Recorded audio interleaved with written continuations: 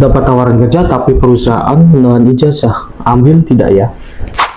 Pasti banyak yang bimbang dan bingung nih, terutama para fresh graduates. Sudah dapat tawaran kerja tapi perusahaan mensyaratkan penahanan ijazah. Bagaimana sih penahanan ijazah kalau dilihat dari sisi hukum?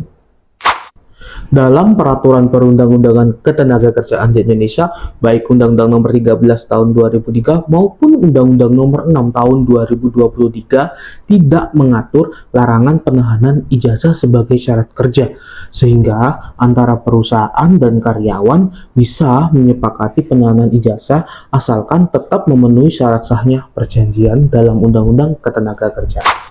Lantas, apa yang perlu diperhatikan sebagai calon karyawan dalam menyepakati penahanan ijazah agar kita tidak salah langkah nih? Yang pertama, pastikan penahanan ijazah tersebut tercantum dalam perjanjian kerja Anda dengan perusahaan. Yang kedua, pastikan terdapat jangka waktu yang jelas penahanan ijazah tersebut sampai kapan.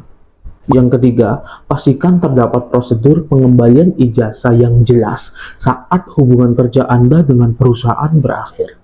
Yang keempat, ini penting nih, pastikan dalam perjanjian tersebut terdapat klausul bagaimana pertanggungjawaban perusahaan apabila terjadi kerusakan ijazah atau bahkan ijazah Anda hilang. Dan yang terakhir, yang kelima, pastikan saat Anda menyerahkan ijazah Anda ke perusahaan, Anda mendapatkan tanda terima yang sah dari perusahaan atas ijazah yang sudah Anda berikan ke perusahaan. Ada nggak sih daerah yang melarang penahanan ijazah sebagai syarat dalam hubungan kerja? Ya, jawabannya ada, tapi ingat, peraturan daerah tersebut hanya berlaku untuk daerahnya sendiri, tidak berlaku untuk semua daerah. Salah satu daerah yang melarang penahanan ijazah sebagai syarat dalam hubungan kerja adalah Provinsi Jawa Timur.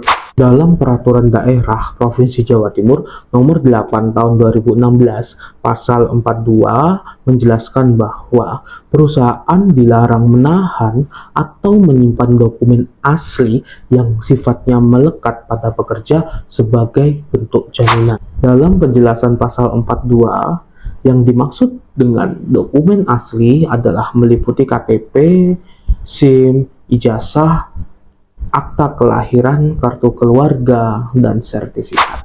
So, kita sebagai job seeker harus cermat, jangan sampai salah langkah. Terima kasih.